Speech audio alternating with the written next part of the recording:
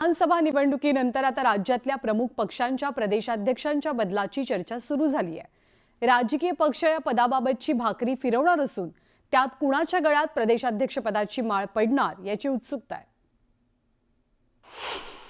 निवडणुकीनंतर प्रमुख पक्ष भाकरी फिरवणार,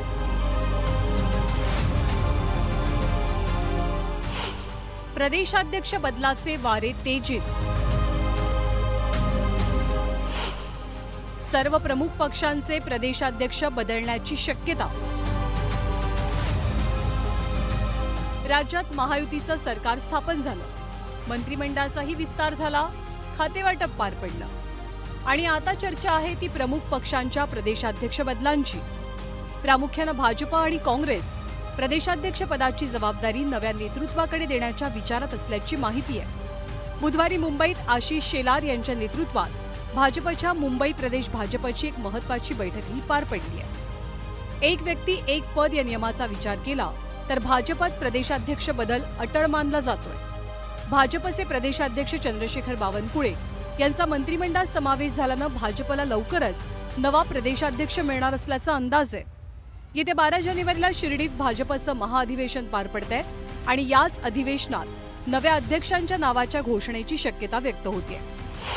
भाजपच्या प्रदेशाध्यक्ष पदासाठी सध्या आमदार रवींद्र चव्हाण आणि सुधीर मुनगंटीवार यांच्या नावांची चर्चा आहे। एक व्यक्ती एक पद हीच आमची कार्यपद्धती आहे आणि त्यामुळे आमच्या असलेल्या भारतीय जनता पक्षाच्या संविधानानुसार, प्रथा परंपरेनुसार या दोन्ही पदावर मुंबई आणि महाराष्ट्र अध्यक्षपदाच्या बाबतीतली चर्चा कोर कमिटीमध्ये पहिल्यांदा होईल आणि त्यानंतर त्याची प्रक्रिया होऊ शकते।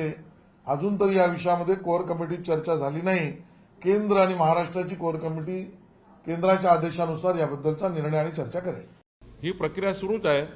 जानेवारीच्या एंडपर्यंत आमचे सर्व जिल्हाध्यक्ष आणि तालुका अध्यक्ष यांची निवड प्रक्रिया पूर्ण होईल आणि मग त्या ठिकाणी पुढच्या काळामध्ये प्रदेशाध्यक्ष पदाची निवड होईल।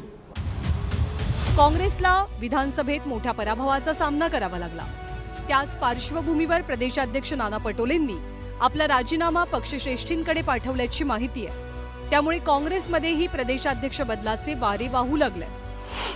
सध्या काँग्रेसकडनं सतेज पाटील, विजय वडेट्टीवार, यशोमती ठाकूर आणि संग्राम थोपटे यांची नावं प्रदेशाध्यक्ष पदासाठी आघाडीवर असल्याचं कळतंय। तर शरदचंद्र पवार पक्षाच्या जयंत पाटलांची प्रदेशाध्यक्ष पदाची टर्म याआधीच पूर्ण झाली आहे। त्यातच विधानसभा निवडणुकीतल्या पराभवामुळे नव्या प्रदेशाध्यक्षांची शक्यता बळावली आहे। लोकसभेतल्या विजयानंतर आमदार रोहित पवारांनी याबद्दल जाहीररित्या वक्तव्य सुद्धा केलं होतं।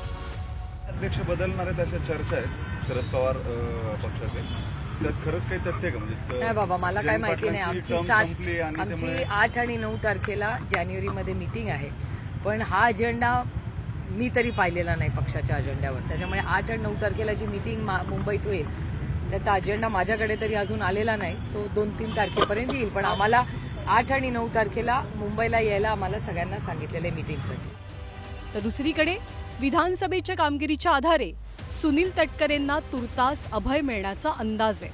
त्यामुळे येत्या नवीन वर्षात प्रमुख पक्षांमध्ये नवे आणि मोठे बदल दिसतील याचा अंदाज व्यक्त होतोय।